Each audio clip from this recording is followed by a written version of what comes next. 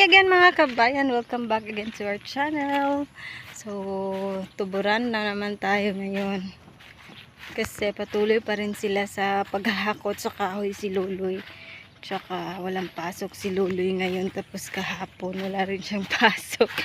Kasi hindi pa rin bumabalik yung regular schedule nila Luloy simula nung nag-pandemic. So, may isang linggo na 3 beses lang siyang magtrabaho, may minsan 4 or 5, so depende sa schedule nila. So dito tayo ngayon sa gilid ng bahay namin,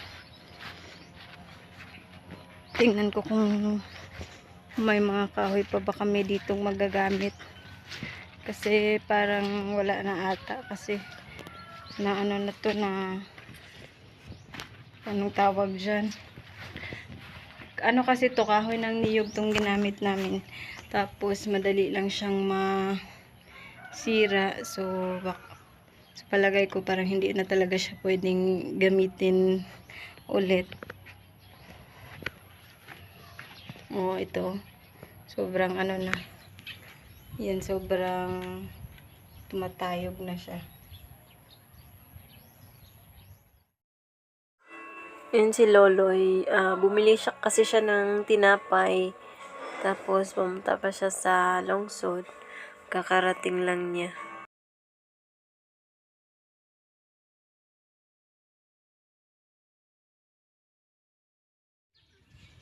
So ayan mga kabayan, puntahan ko muna si Lian kasi sama siya kay Lola. Kanina okay lang sana na sumama siya kasi kasama niya si Ate Ivek. So ano na ako, di ako mapalagay kasi pag umuwi sila na lang dalawa.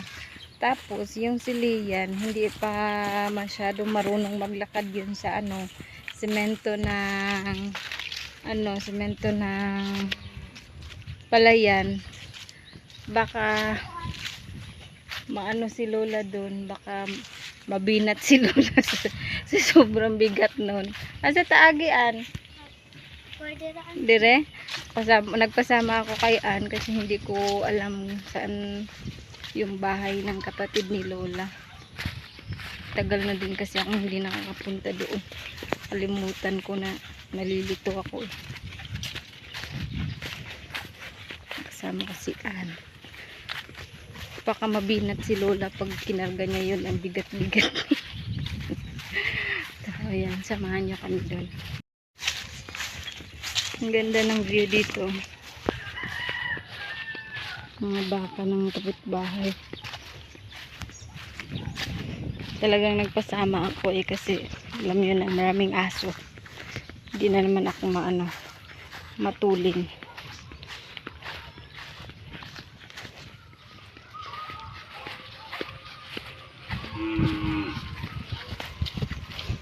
Doon na naririnig ko na yung mga aso. Sobrang dami ng aso doon.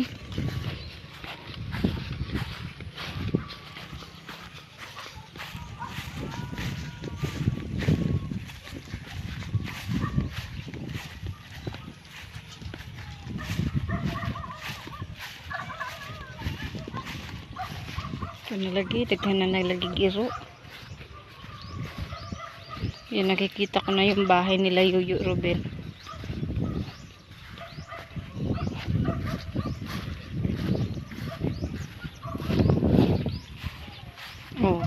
Tulad niyan. Biyak-biyak yung semento ng palayan. Tulad niyan, may aso na.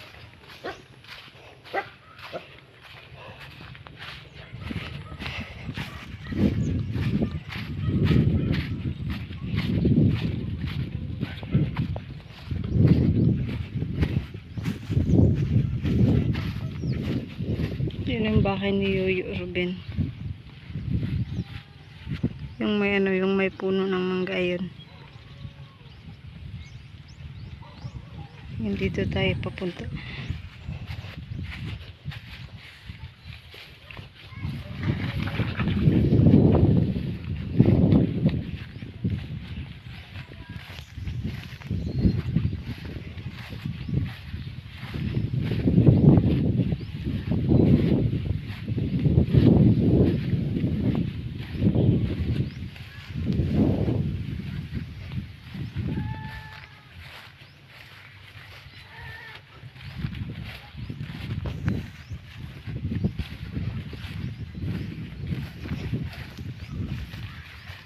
Mm.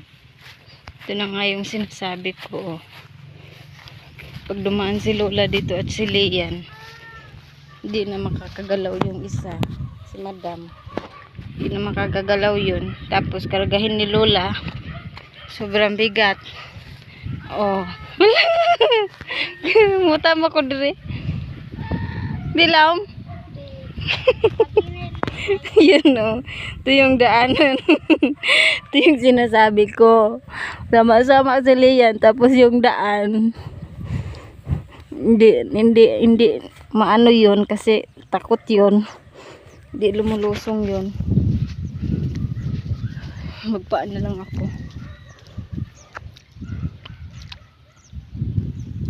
Uy! Kadlok.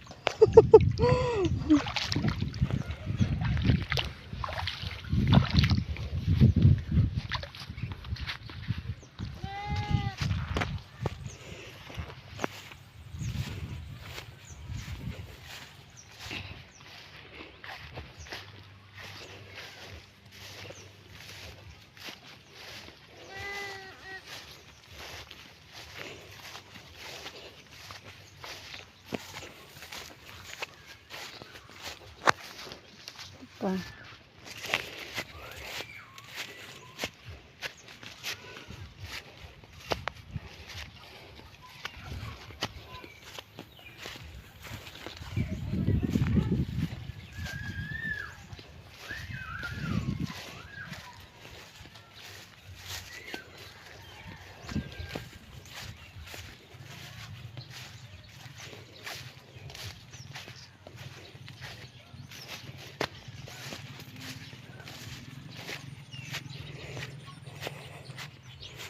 Medyo malayo-layo na rin yung nalakad natin.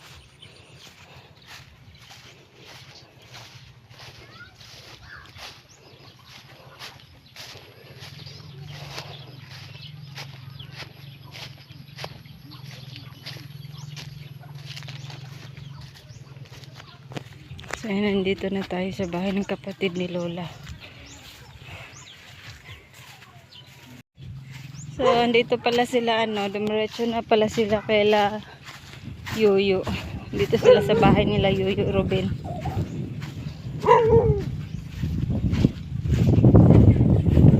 Sobrang ganda ng view dito sa bahay nila Yuyo.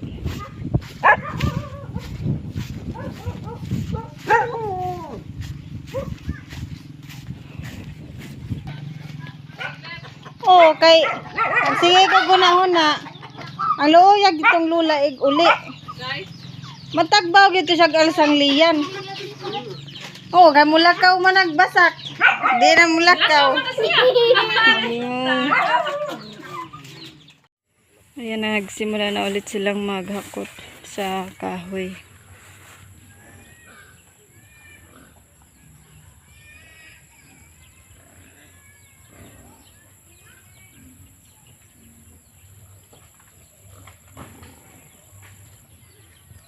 Ito si Loloy. Dala siya ng 2 pirasong kawayan. Kahapon, naka kami ng 200.3 na bullpit.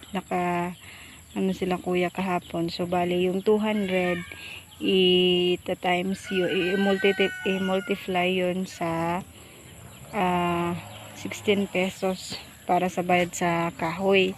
Tapos yung 8 is para sa bayad sa yung nagtrabaho para sa pagpira-piraso ng kahoy.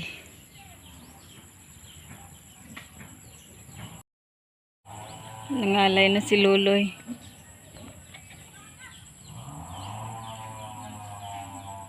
Ayan, ito na yung mga nadagdagan na yung kahoy kahapon. Medyo marami-rami na rin silang nakuha.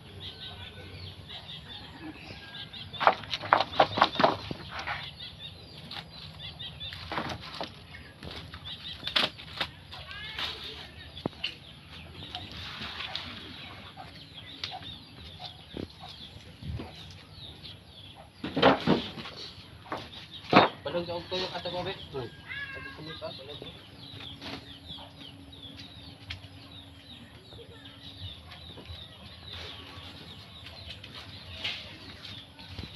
Siguro na i-apil, no?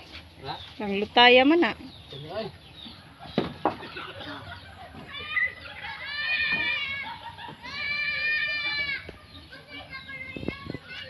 Manghapok kami pasinutak. Ha? Pamukin mo. Kay, lambugataan na ay! Uy, reject na oy.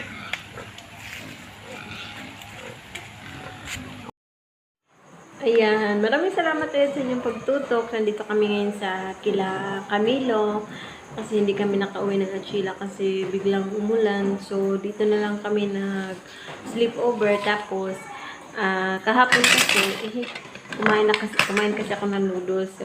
Kahapon kasi, gabi na kami natapos. So, nagdala ako ng extra na damit namin. Kaya, sakto din umulan, so nagamit ko yung extra damit namin. So dito na kami matutulog kila Camilo. So ayan, shoutout nga pala kay Tita Esther Camarillo. Thank you so much talaga tita sa pagtulong po sa amin. Maraming salamat po. Tsaka kay Ate Gwen, kay Mami Lu, kay Ate Josephine Castro, kay Lola Ganda, kay Manang Lisa, kay Ma'am Ruby Loves to Bake, kay Ma'am Loriza, Ma'am Grace Guwanson, Ma'am Jean Bagsik, Ate Evelyn Hainan, Ma'am Apple Marie, Ma'am Marites Mendoza. So, dalawa yung Ma'am Marites Mendoza na nagsusubayway sa amin. So, sa inyong dalawa po, Ma'am Marites Mendoza, kay Ma'am Yats, Ma'am Consuelo Reyes, Sir Arnolfo Balignasay, Ma'am Bonji, hi! Ma'am Marivic, Ma'am Marilyn Rivera, Ma'am Vic's Farm, Ma'am Jaja Page, Ma'am Riza Price. So, ayan Ma'am Riza. Salamat po sa pagsubaybay kay Ma'am Maribel, kay Ma'am TC Olaires, Ma'am Tess, Sir Miles, Sir Mark Copper, Ma'am Dudes, Ate Angie, Ate Rio, kay Ma'am Beverly Mata. At sa inyo pong lahat na walang sawang sumubaybay sa amin, pasensya na, gusto ko sanang shoutout kayong lahat, kaya lang hindi nag-cooperate yung signal kasi dito ko sa bukid. So, sa susunod po, babawi pa ako sa inyong lahat. So, isa-shoutout ko sa kayong lahat.